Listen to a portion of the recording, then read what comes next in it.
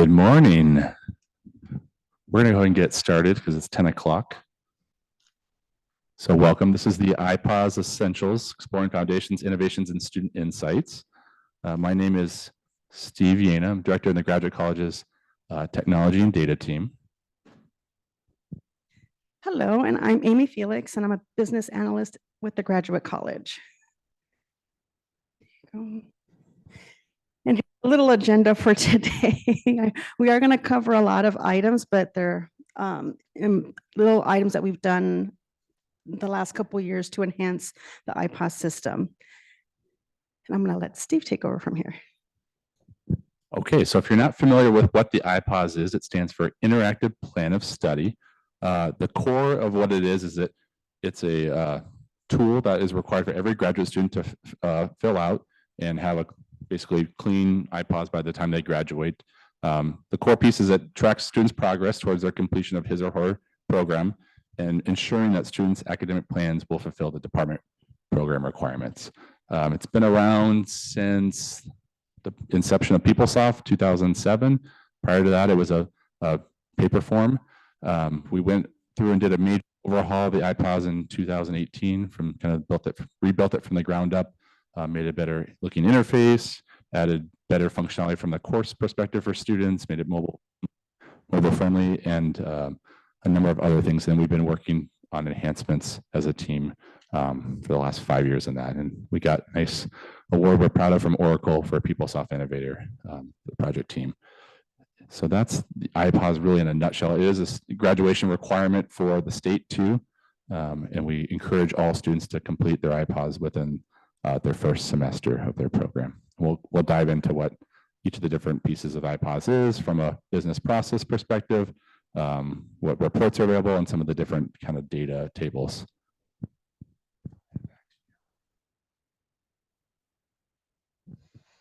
All right, so who do we service using the iPOS? If you look, it's several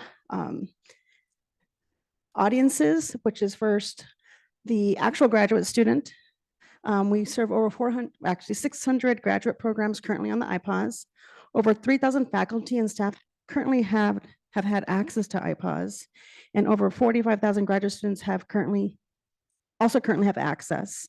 And there's 2,900 unique faculty serving on student committees.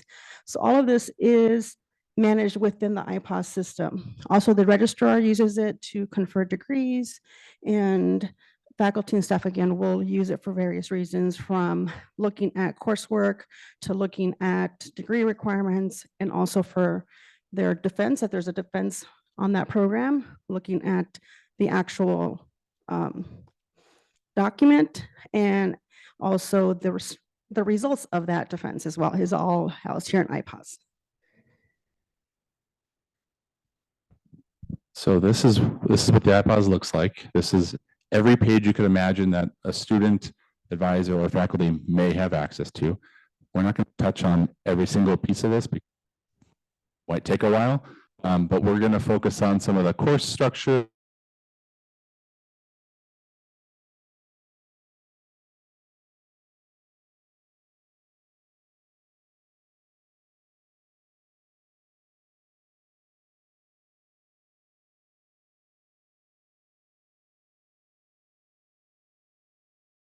Where is iPOS data available across the university? So it's on a few different areas across the university. So it is built in PeopleSoft. So Oracle is the database that stores all that information. We also write some of this information to different user tables within the user DB. We'll touch on that in different tables that are available to power users if they wish to use that. It also is stored in Redshift. So all the data from the iPOS goes into Redshift, it's available. We have some stuff on the operational data store for applications that need to query iPOS information. And then we do a lot of reporting using Tableau, which drive at the top here, the grad student progress site, which is an analytics site that we have that serves about 30 to 40 different self-service reports focused on graduate student progress, enrollment, and iPOS data. iPOS is also available in MySU for students. So as the students going through their life cycle, they'll get different messaging related to the iPOS. based on if they have different errors or if course errors, exams, GPAs, different things. They'll see those different messaging throughout their cycle. And then on the far end, we have the student profile. So this is something in Salesforce, provides a 360 view of graduate students. And there's a variety of different iPOS data points there. And then finally at the bottom, something new that we're still going through onboarding with various colleges is the graduate advisor portal.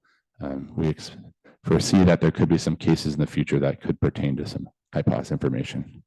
So that's where iPOS is kind of across the systems. And just touched on this. So this is the grad student progress site. Throughout the presentation, as we kind of go through the different sections of the iPOS, we will also sort of point out some of the different reports that pertain to iPOS.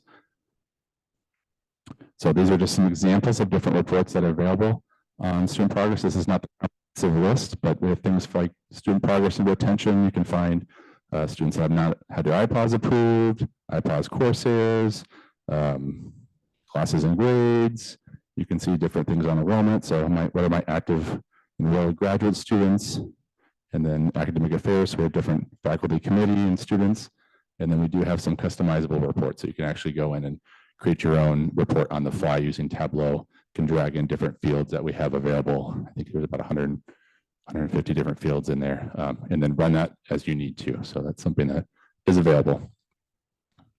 Where else is this data available? So we do have some enriched data in the kind of user database AUDB environment. We have a curated data set on accelerated students.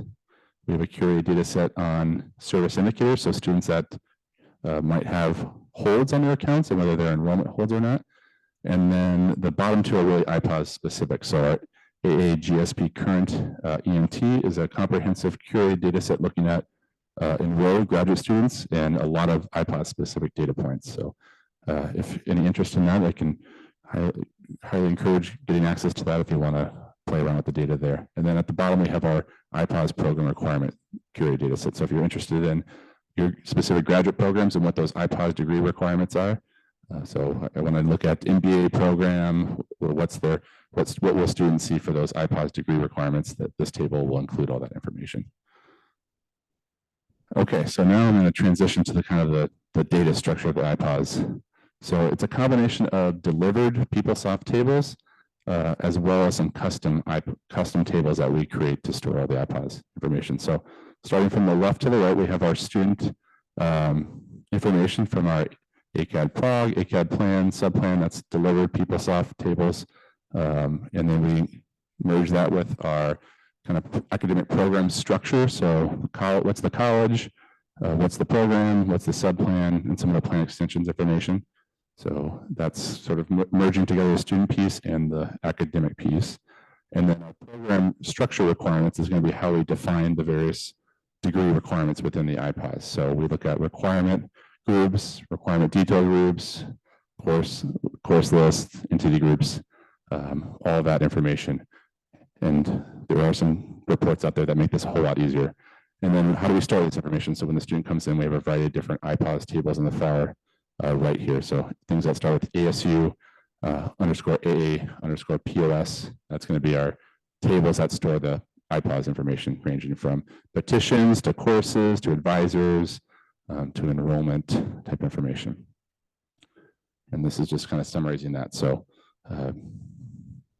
requirement term is something that we'll use. So at the bottom of the ACAD prog dot requirement term, that's how we're going to know the specific degree requirements for that student.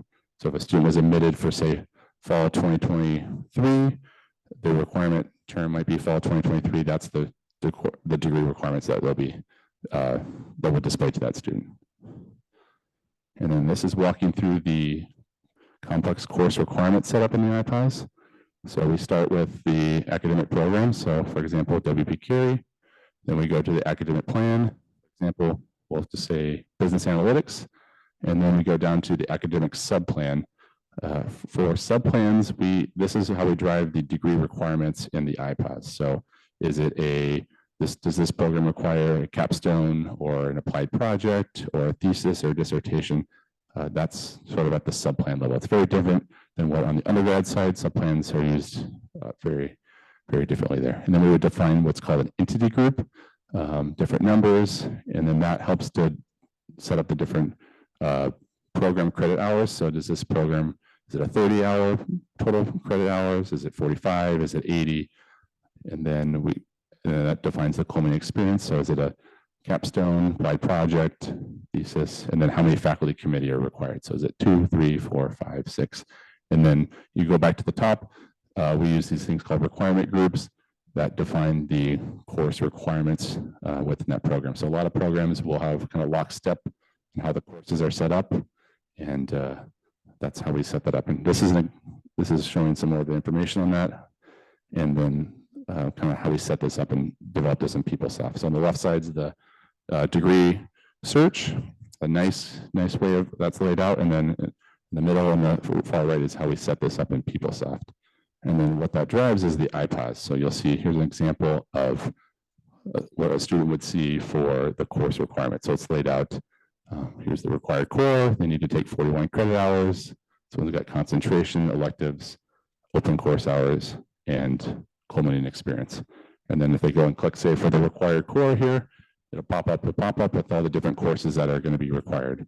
The iPOS will be smart enough to pull in any courses that they have taken already in their grades or in progress in here. They can click and check those to add to their iPOS, as well as any future courses that they need to do for planning purposes. So the slides before kind of how we structure that, set that up with the units, and then this is what the student would see.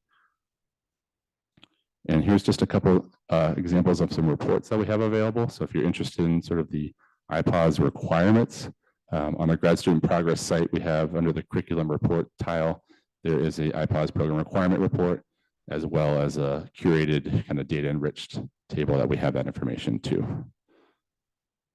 I'm gonna hand over to Amy now.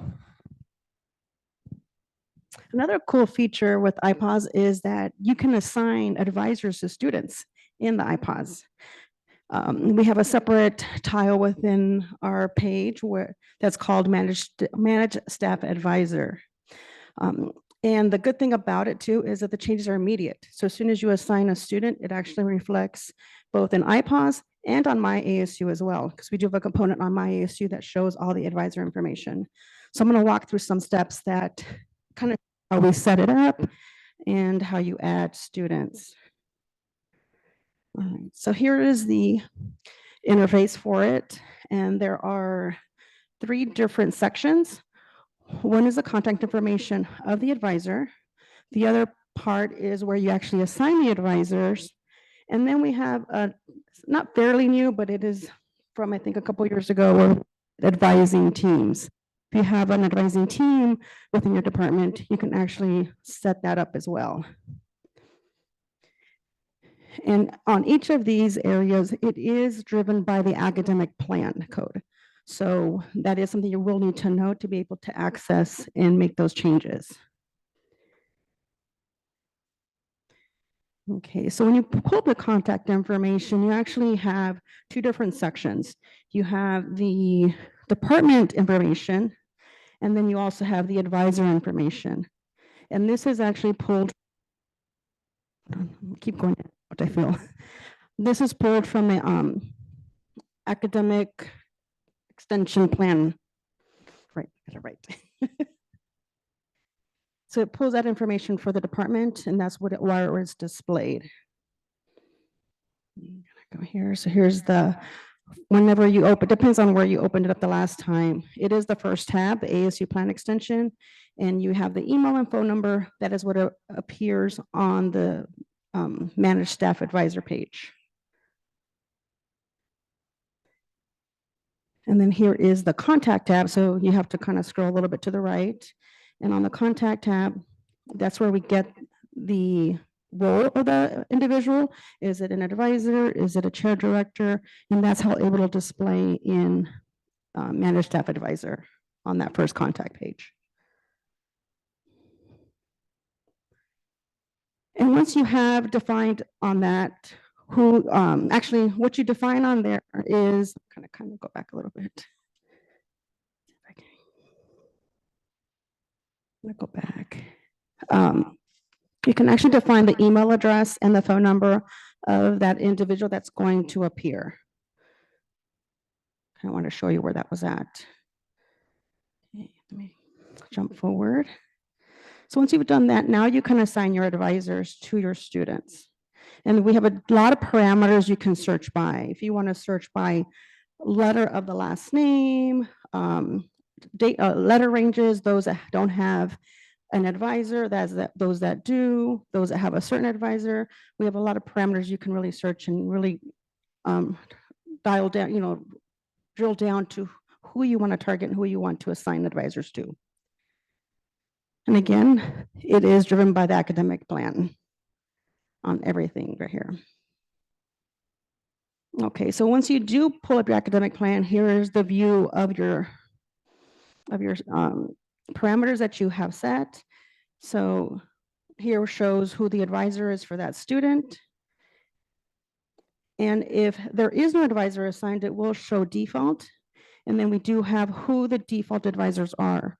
So on the academic plan where you have your advisors, that's who's listed here. So it'll automatically, if you have 5 people listed, it's going to list all 5 people on the student's iPOS. And it could be a director.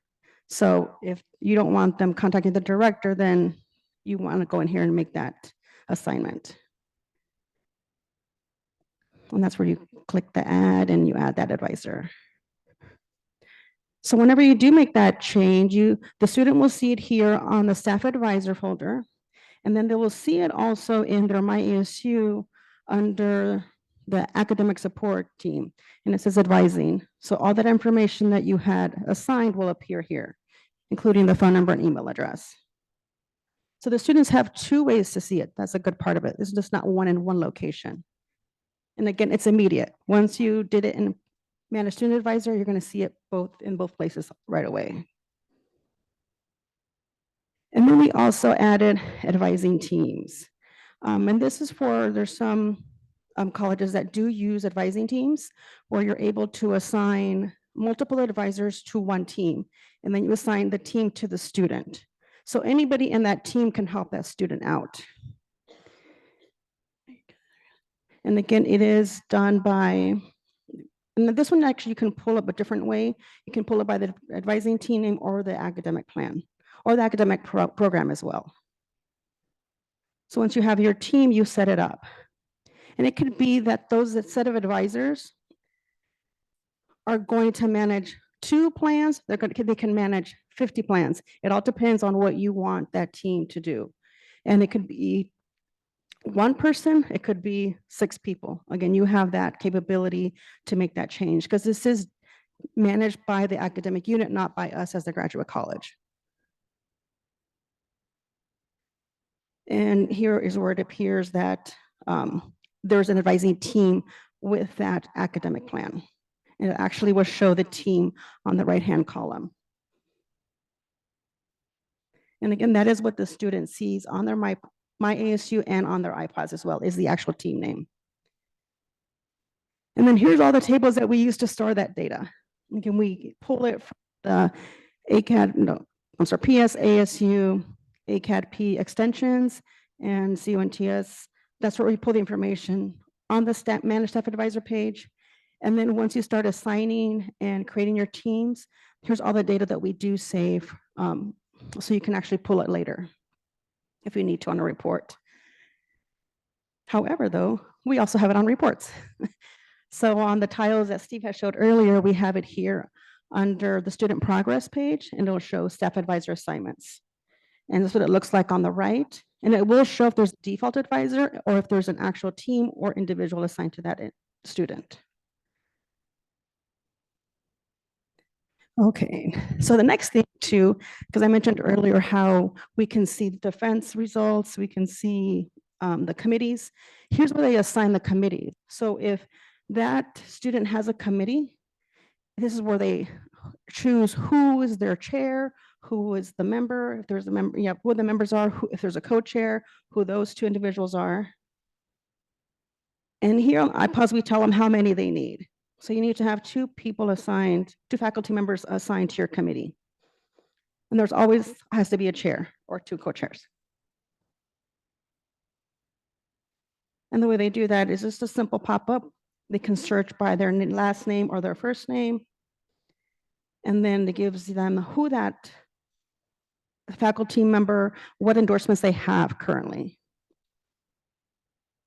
And then they just a selection of their role. And once they hit select either chair, co-chair member, they select done, and it comes up. I'm sorry, let me go back a little bit. It's on the back part of it. They'll see it here on who their committee members are. And this is something the student assigns. And then where is this information saved? Again, we do save this on different tables that we created. And we also identify, is it a chair? Is it a co-chair? Is it a member? And that way that you can pull up a report based on what you're trying to find. However, we also have it on this tile too, on the analytics side. Under academic affairs, we have it in two different ways.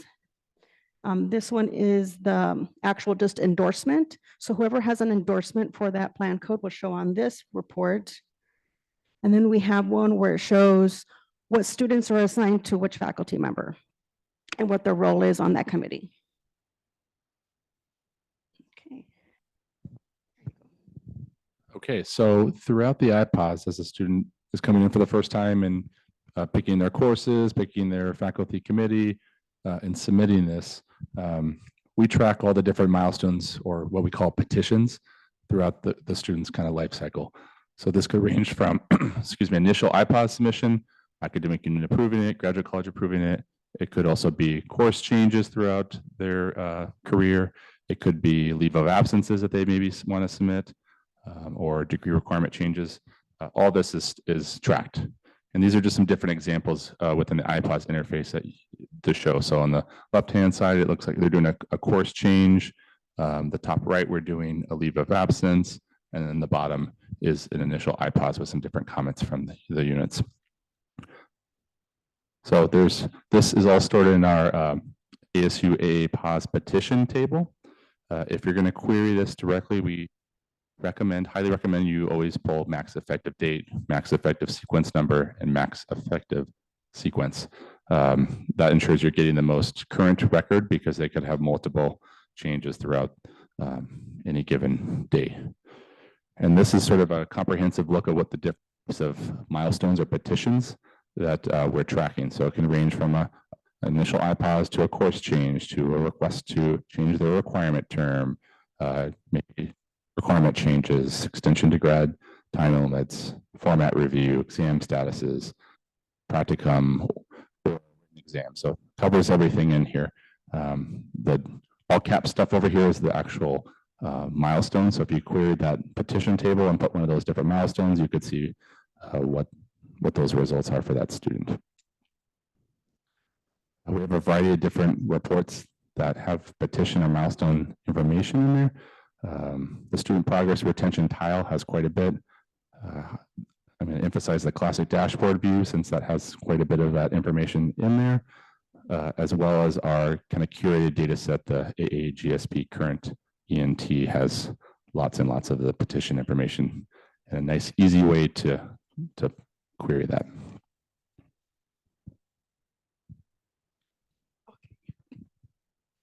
Another section we have too is professional development. So there wasn't a way before to track what development students were doing that weren't part of coursework. So we did have developed this folder to be able to, so you can track it as advisors. So the students can track everything that they've done during their academic career under the graduate program. Again, we made it as simple as possible. We just click on add professional development. And it's just a pop-up where you put the completion date and one of the items that they did. So on this one, the student did a CERTL certification under the associate level, and then they can put the details of whatever they did for that professional development. And we have different areas, and there's a big long list too. From putting your LinkedIn profile up to date, making it up to date, any conferences they attended, any seminars that they facilitated, just different areas of professional development that could be tracked. And when they just hit done, and it just will list it here, all that they did. So it's a really easy, simple list. So you can see at a really simple visual what they've completed. Sorry, I'm sorry, Steve.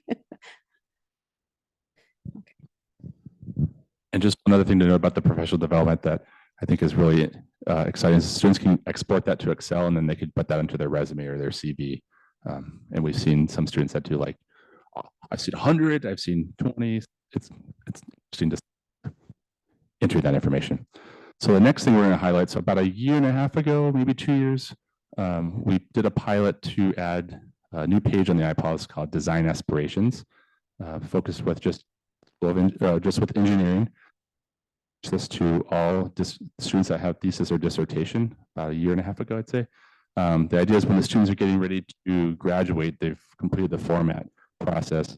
We highly encourage them to come into this page and reflect on their research and how it relates to the 9 design aspirations that ASU has. So they come in here, they can click one or more of the 9 design aspirations. We ask them to write a little blurb about how that relates to their research.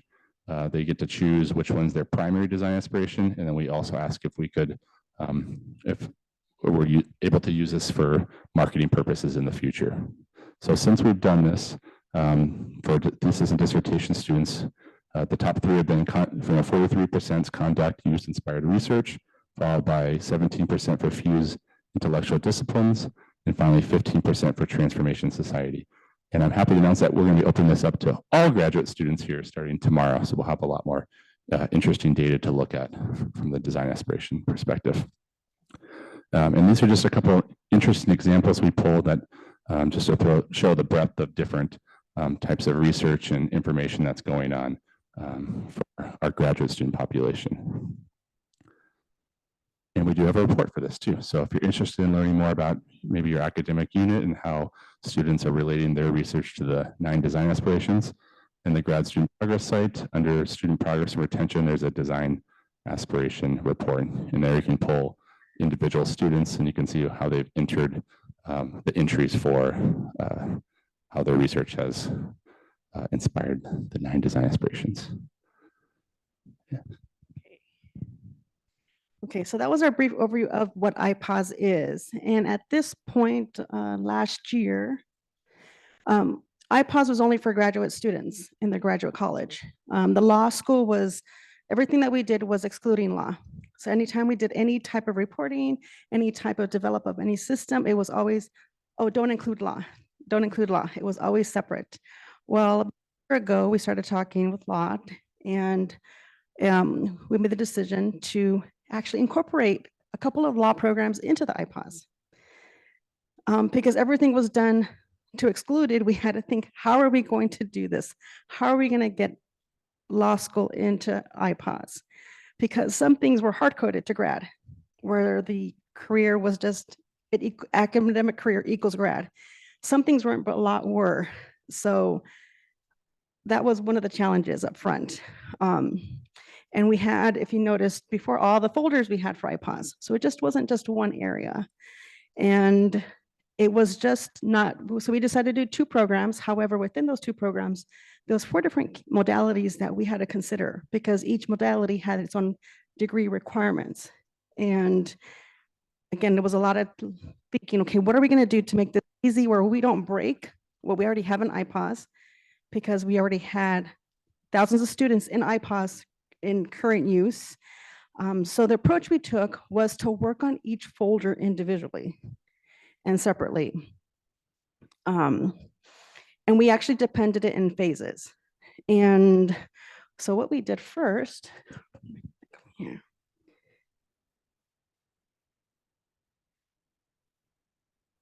Oh, sorry. So let me come back here.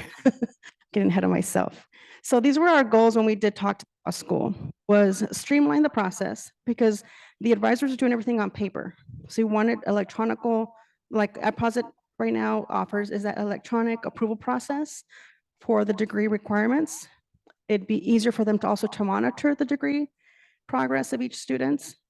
We wanted to give them an avenue to have petitions also done electronically, and also advisor assignments. At that point, they were just person G through S, contact this person. So somebody always had to go in there and update a website. If you have to update a website, depending on where you're at, can be some development done on that end. So we wanted to make that easier for them. We also wanted that visibility for the student to see exactly, you know what, I'm their advisor. So we wanted to give that also to the student. And also with the professional development, how can we list it all electronically where they can't just export it? And we want them to have the same experience as graduate students. Okay, so here were some considerations we had to take into mind. Law students did not hold defenses. So several of our folders that we have in iPOS support that. Example, the faculty committee assignments that we showed, the formatting page, there's where they can upload their paper, their thesis dissertation. They don't have that. Again, we had 2 different modalities with 2 different plan codes. So how are we going to capture that when they only had a capstone? Graduate college and the law school had different policies as well. In iPOS, we have a lot of references to the graduate school policies. So we had to make sure that we were pointing the student to the right place. Also, the overall text had to be changed because there was some things we would tell graduate students that did not apply to law students. So we had to go through and scrub everything. And then at that point, the MySU experience was also different. They had a different view. And we had to make sure that the Go link on MyASU pointed to the correct plan code under law, because at that point, it was only going to grad students. So this is an example of what they were doing on paper. They'd print it out, write it up, and sign it all on paper. And they had to manage all this paper. Okay, so what we did first was phase 1 is make sure that we can actually in iPOS and get the right audience and make sure that we had the right students there. We also, again, had to make sure that there's a ribbon on the top that has the students' information, made sure we were getting the right information and showing their picture, because that was also one of the challenges that we had. And what we did do is decided when we did phase 1 is just work on the first 3 folders that you had, which were the welcome folder, which did have the different policies listed for law school, and a different link to their academic integrity plan. We had to make sure that was all correct. And then the degree requirements. Make sure that they had the right one that said they have 30 hours plus a capstone, or just 30 hours as a law student. Each one was different, so we had to make sure we were showing the right one. And there was a profile page that advisors can see, was all the information pulling in correctly. Once we did phase 1, we went to phase 2, which was now let's work on managed staff advisor. Can the law school assign advisors to their students? We also added a couple more folders, the advisor folder, because that went with the managed staff advisor page, the petitions, the professional development, and then we had to make sure we hid the folders that had anything to do with defense.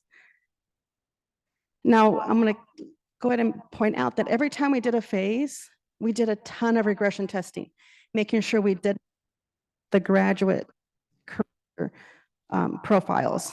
So we did a ton of testing each time, and we would also test the previous phase to make sure we didn't break the previous phase. Okay, and the third one was the big one, because this is the actual courses that we had to make sure that the courses were pulling in correctly. Did they reflect correctly on the course summary page? Could we submit it? And then we also tested here the approval, the routing, the security. There's a photo that appears for each student of their picture. Was that important? Because that comes from Sun Card information. And also, if you've seen before, we have a lot of tables. Was that information writing to the tables? And again, after that phase, we were testing 1, 2, and regression testing. By the time phase 3 was done, iPOS was ready for law. It was done, and we were just testing. Phase 4 is where we came into the My ASU section, because that's what would activate it for the students.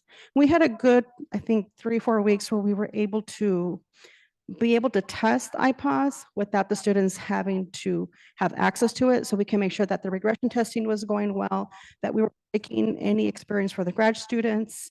And when we actually launched phase 4, we didn't see any blips because of this, all the testing that we did. It was a very smooth process. And then we had reporting as well. So we wanted to make sure that all the reports that you've seen so far and all the tables, we want to make sure that any law students' information was right into those tables. And then what we also did was train their advisors, because it was a very new concept for the law school, because nobody has ever seen an iPOS or even worked in it. We did a couple sessions with them, so that way they could understand and ask questions and play around with it before it went live to students. Okay. So here's what it looks like for a student. The folders are a lot shorter for law, and the wordings and even the format of the welcome page has different instructions for them. And it's, again, but if you look at the feel of it, it's very similar to a grad student. So they're getting that same experience. And for my ASU, you can see that we have different now sections for law. And this is how it looked like before in my ASU. They only had a degree information section, and there was no advising section at all. It was just a coaching section, which didn't always correlate to that advisor. So now when we went live on my ASU, we got now the iPOS, the GPA section, and then the advisor, and it has their picture. And again, that's coming from iSearch. I forgot to mention that earlier. That does come from iSearch, so whatever picture's in there, that's what is displayed. And if you do expand the iPOS one, you actually get an actual status of what's happening in iPOS. This one has been approved. Their milestone is incomplete, which is correct because that's part of their capstone. So it's showing the student a big progress without having to log into iPOS, and their anticipated graduation date that they selected. And then also it shows them too how they're doing on their GPA.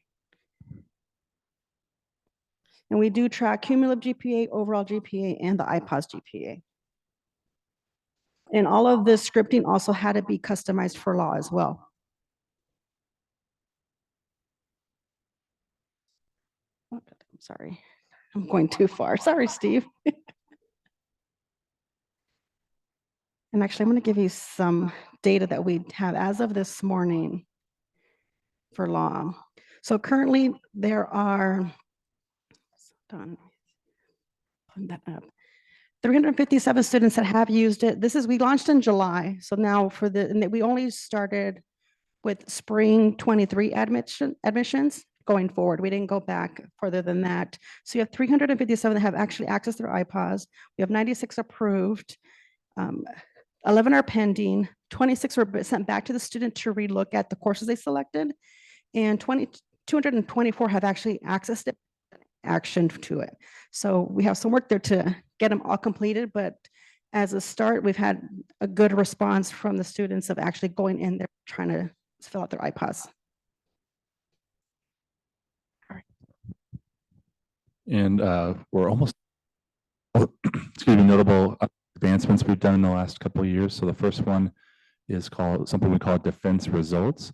So when DocuSign was moving away from the university, we used to have a DocuSign kind of semi-paper process for pass-fail.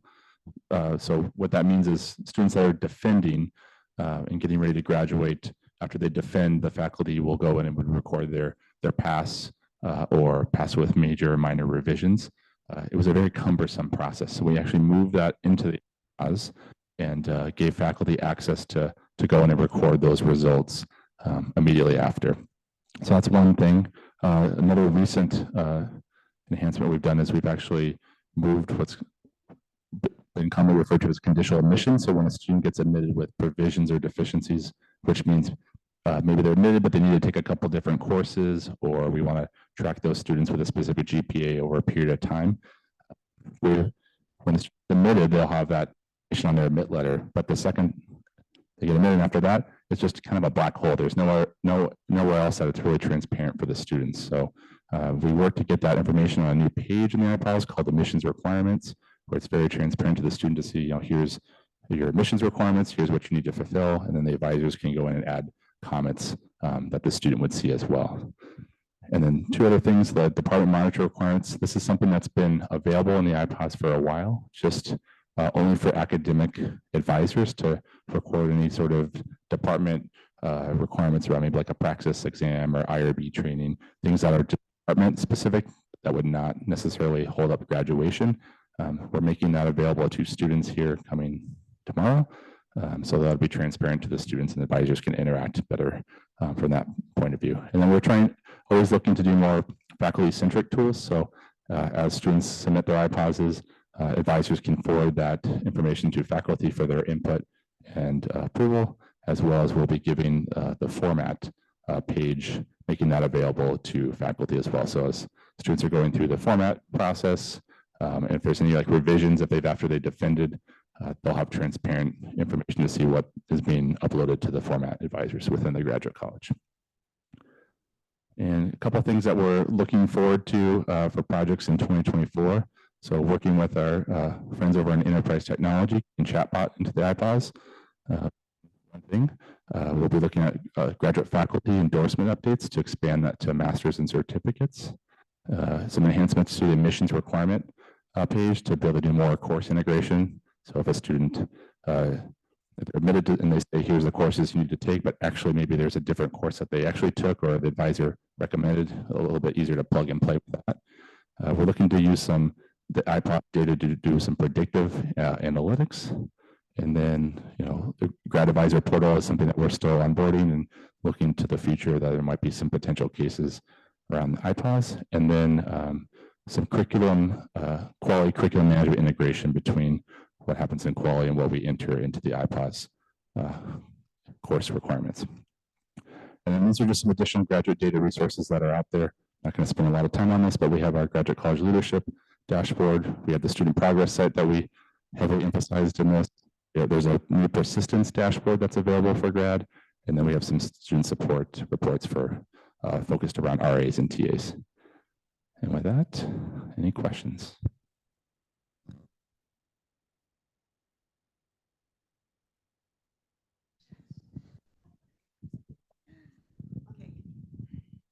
You mentioned that subplans are different than they are for undergrads. Can a graduate student have multiple subplans, or can they still only have one? And what are they used for?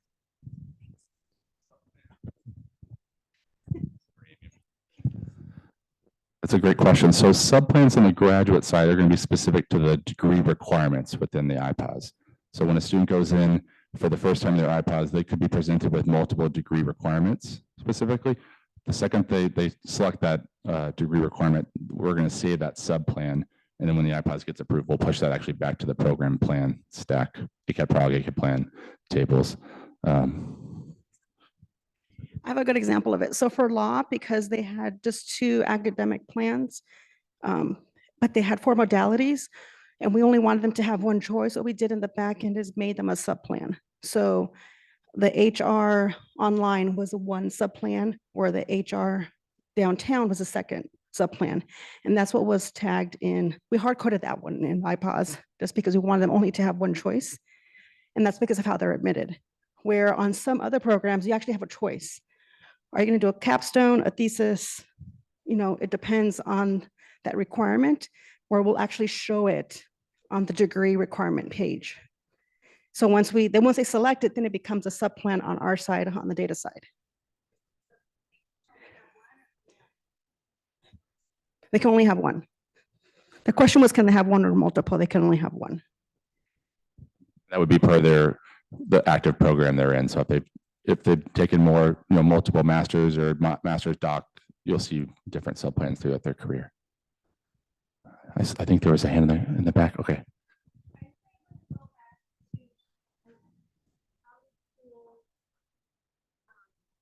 How many students are under one particular advisor or faculty member? The question was if we can go back and look at the faculty advice section.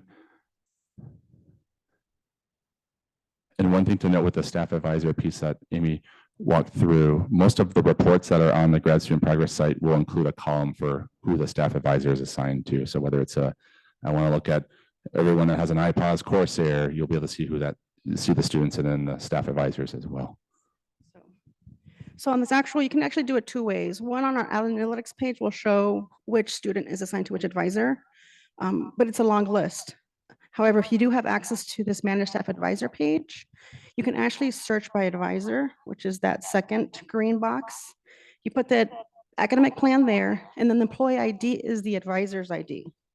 If you don't have that, you can do it by their last name or first name as well.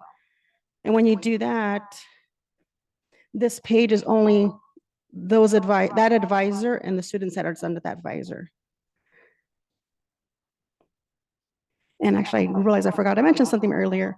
So here you can actually, on the bottom piece of it, actually replace an advisor. Say somebody's going to be on sabbatical or they're just out for different reasons for a period of time or on vacation for 2 weeks or whatever. You can actually replace the advisor that's listed here.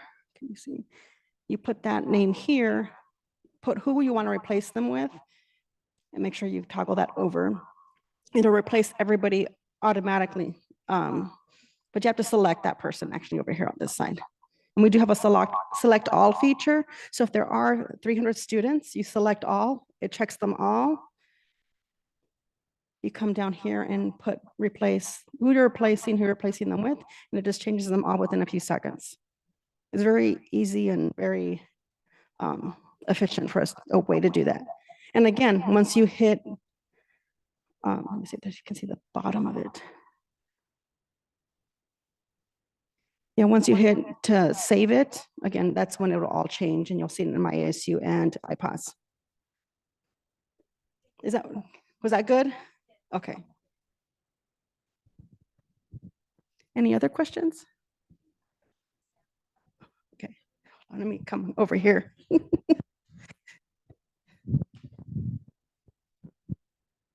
Hi. So when you do put in the replacement, is there like a start end date so everyone has to go in automatically to remove the person? Okay, I'm just wondering. Right. There is no start end date, so you'd have to come back in and do the same thing. You search by the advisor, do select all, it checks everybody, and then just hit the replace button. The whole process can take a minute, to do.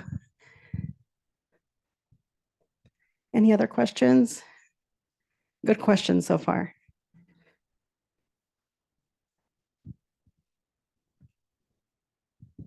I had a general question about the students' coursework. So when a student's in iPOS, how does it get updated, or how does students get their coursework in there? Is it manually added, or is there an import?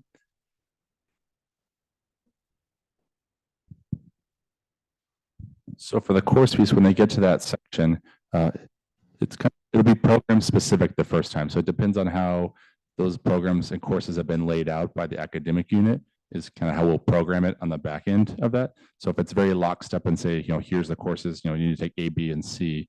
When they go and click that course there, it'll give them a pop-up of the different courses in there. So if they've taken that course, we'll bring that in automatically. So it's immediately. If they haven't, then what it'll look like is the top kind of items where they click that, they'll pick semester they're planning to take that. And then they can always come in later and adjust that if things change. But if they do take that course in the future for the same semester, we'll load that, those grades get loaded in automatically as well. And then we'll run some different validations every day to say, you said you took this course, did you take it or not? If not, if it doesn't match, there'll be a course error generated. If they do match, they just continue. Every day, yeah, we have different processes that run about every 2 hours. Student goes in there on their own and hits that course page, we'll run that validation on the fly too.